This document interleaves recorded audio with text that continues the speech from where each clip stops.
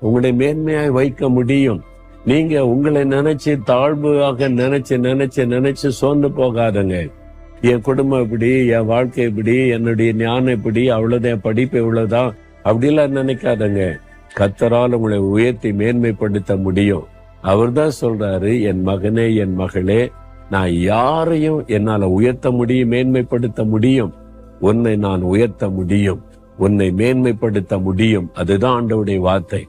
அப்ப தைரியமா சொல்லுங்க, அப்படியே ஆண்டவரே என்னை உயர்த்துவீங்களா, மேன்மைப்படுத்துவீங்களா? ஆம், அதுதான் ஆண்டவருடைய பதில். நீங்க சொல்லுங்க, ஆண்டவரே யாரையும் உயர்த்தவும் மேன்மைப்படுத்தவுமால் ஆகும். நான் இதை விசுவாசிக்கிறேன்.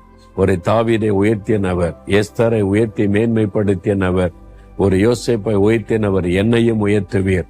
நான் விசுவாசிக்கிறேன். இந்த உயர்வை, மேன்மையை எனக்கு தரப்போகிறதற்காய் ஸ்தோத்திரம், ஸ்தோத்திரம். இயேசு கிறிஸ்துவின் நாமத்தில் ஜெபிக்கிறேன் பிதாவே.